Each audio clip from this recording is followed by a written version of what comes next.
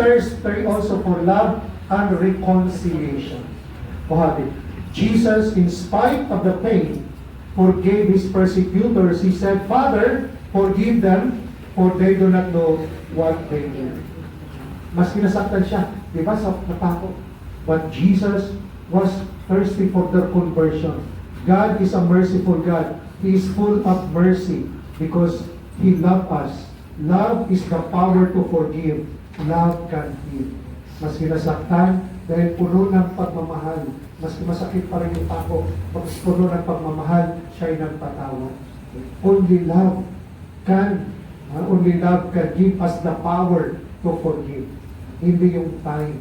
Hindi yung panahon. Give me time. Hindi mo ng panahon. Wala. We forget because of time. Nakalimutan na natin. Pero ang pagpatawad, maski fresh pa, commitment niya because of pagmamahal mo kay Lord, nagpatawad ka. That's why, kung mahal natin si Lord, kaya natin magpatawad. Pero ang tanong, ano bang mas mahal ang sarili nyo o mahal si Lord? Kung si Lord, kaya magpatawad. Kung mahal natin yung sarili mo, ay hindi mo kayang magpatawad. Kaya ang sarili mo saktan. That's why sabi Lord, if you want to follow me, wala ka ng sarili. Deny. So mahirap, malalim na theology, na spirituality, pero ang mula. Paano to deny? Nasaktan pa nga ako. Pag nakita ko lang yung anino niya. At Lord, oh Lord, katabi ko pa naman sa ngayon, Lord.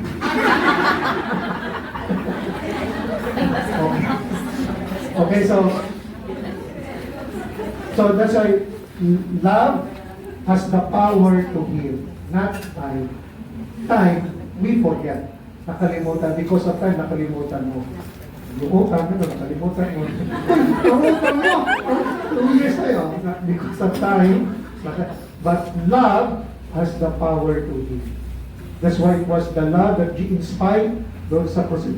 He was thirsty for the conversion that Jesus forgave that Father, forgive them for that what they're doing. Some say that time heals, but actually love heals. Through time we forget, but the wound never heals. Only the love through forgiveness. And that's the power. That's why the crucifixion. Remember, Good Friday, ito araw na magpasalamat ang kay Lord. Maski nagkasala, paulit-ulit yung kasalanan natin, the Lord continue to forgive us. And the Lord is thirsty na sa ating pagbabago. Lord, help me, give me the grace, Lord, na mabago ako, Lord. We need the grace of God. Tao tayo, mahina. But with the grace of God, that's why it is in surrendering. I-surrender mo ang buhay mo, babaguhin ka ni Lord. Pag hindi mo i-surrender ang buhay mo, paulit-ulit pa rin ang ginagawa nating kasalanan. That's why it is in surrendering. Diba? Sa chaos, we encounter the Lord. Sinurrender niya, Lord, kalahati ng kayamanan ko, Lord, ibigay ko sa mahirap. Kung may dadaya man ako, Lord, 4 times ibibigay. Surrendering. Hindi tayo, walang milagro sa buhay natin pag hindi mo i-surrender ang buhay mo kayo. Kung gusto mong milagro, pagbabago, i-surrender mo kayo. That's why Jesus, He surrendered to the will of the Father. Maybe 3 days, hindi maintindihan. But on the 3rd day, He resurrected. Because you surrender ang buhay mo sa Panginoon, babaguhin ka ni Lord. At sana, Lord, give me the strength to surrender my life, Lord. Mary Magdalene, di ba? Si Mary Magdalene, taga saan yun? Taga Wanchay. Di ba? Meron siya, sinurrender yung buhay niya. Paano sinurrender ang buhay niya? Di ba yung alabaster class, yung pabalunan para, kasi, i-retreat na siya. Yun ang kanyang puhunan. Pero ngayon, daming bumibili sa worldwide. Para maka-up. Pero kaso lang, napudol-pudol. Napudol-pudol. Okay. Ito yan, maraming akala nila eh. Yung thirst natin ito kay Lord, si Lord na. That's why here, Jesus is thirsty ng ating pagmamahal. Nasana yung pagmamahal na yan will empower us to forgive. Lord, help me to love. That's why sacrificial love. Ito gusto ni Lord na matutunan natin ang pagmamahal na marunong mag-sakripisyo. Dahil ang pagmamahal na marunong mag-sakripisyo may forever. Diba? That we sacrifice, that meron tayong forever, buhay na walang yun ang daan. That's why what saved us, yung kanyang pagmamahal. That's why the love of God expressed on the cross. Hindi naman ang cross ang nag-save sa atin. Diba? Ang nag-save sa atin, yung kanyang pagmamahal. Pero ang pagmamahal niya, na-express niya doon sa cross. That's why nag-station of the cross tayo. By your holy cross, you have redeemed the world. So it is the love of Jesus that saved us. Hindi yung cross. Pero in-embrace niya yung cross, binago yung meaning ng cross. Ang cross ay simbolo ng pagmamahal niya. Hindi pala ganyan. Ang cross pala ay simbolo ng pagmamahal niya. Yung cross, that's why ugly cross. Di ba ang cross, tama, yung ginamit yan sa mga Romano for capital punishment. That's why it is a humiliating cross. Pag pinako sa cross, parang nakakahiya. Criminal, capital punishment. But with Jesus, no wonder Jesus was praying doon sa Garden of Gethsemane to take the suffering away from me, but not my will but yours. Kasi it's a humiliating crucifixion. But when Jesus embraced the cross, yung inako niya yung cross, parang binago niya ang meaning sa cross. The cross no longer ugly, but the cross becomes the symbol of God's love. That's why kung ano man ang yayakapin ni Lord, babaguhin niya. So hayaan mo na yakapin ka ni Lord para mabago ka. That's why you surrender. Lord, help me to surrender everything, Lord. Help me to surrender ang buhay ko, Lord, para mabago ako, Lord. So it is in surrendering, walang pagbabago, walang milagro sa buhay if we do not surrender ourselves to the Lord. So, that's why if there is no love, pag walang pagmamahal, parang paulit-ulit na lang sabihin nyo, nakaraan. Kung walang pagmamahal, paulit-ulit na lang. Pero ang tunay na pagmamahal, nagpapatayan. Nakalimutan ng nakaraan. Pero pag pinabalik mo yung after 1 year, tingnan mo, di ba? Last year. Hindi yung pagpapatawan. Ang pagpapatawan, talagang hindi na pinabalik mo. Talagang nagpapatawan ka. Totally. So, importante na ang man and woman, both of them as they enter into marriage, very mature. Because marriage is a form of dying. You die for yourself, para kasi you become one. So, let us thirst for love, for peace. The world today needs peace. Peace starts when we forgive. That's why ngayon, parang yung gera. Diba?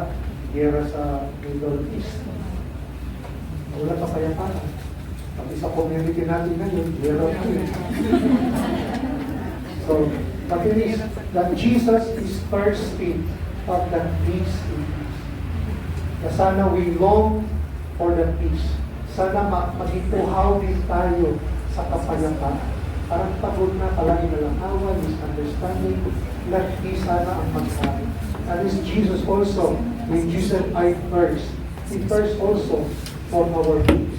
He thirst for the peace sa kanyang mga lagat because when Jesus was crucified, di ba? Tumatakbo sila. They ran away. At sana, kung ano may mga problema sa buhay natin, sa community natin, we have to stay. We should not run away. Yung mga alagad natakot. Because, ang confidence nila, wala na sa Panginoon. Let us put our confidence in God. Maybe he was scourged, crucified, patandaan. Maybe there was 3 days of silence, but on the 3rd day, there was triumph, there was resurrection. Huwag kang bibitaw kay Lord. Mas feeling natin na hindi natin, the Lord is not on our side, huwag kang bibitaw kay Lord. And that is our first Lord. Help me, Lord, na maging uhaw sa iyo palagi, Lord. Uhaw sa katotohanan, uhaw sa tama, uhaw sa pagmamahal, sa pagpatawad. Help me, Lord, to yung thirsty po, Lord, sa buhay. Okay? So in this fifth word, Jesus said, I thirst. Jesus is thirsty of our love, of our goodness, of our sincerity as His followers. Let us feel the emptiness of others by our goodness. The world is empty, and let our faith feel that emptiness in the hearts of people by living our faith. The world is full of darkness, full of empty. Ang mundo palaging feeling ng mga tao, kulang. Hindi natatapos ang pag-order sa tao.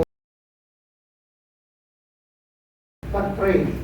Iba yung praise gusto nila. Pray, Lord, help me, Lord. Na yung content. That's why, sabi nga ni Mother Teresa of Calcutta, solo basta Diyos, Jesus is enough, Lord. Pagka si Lord sa buhay natin, complete ang buhay natin. Yes, may mga struggles tayo, may mga plano natin sa buhay. Pero kasama si Lord, let the Lord direct us. Remember, when we follow the Lord, there is victory. The world today, full of darkness. Na sana tayo maging liwanag. By doing good, by being the truth, at maraming fake news, sana tayo maging katotohanan. So if we let our faith, we can give hope, we can become messengers of hope to our society. So let us bow our heads and we pray. Lord, thank you for your love. Salamat, Panginoon, sa iyong pagmamahal. Salamat, Panginoon,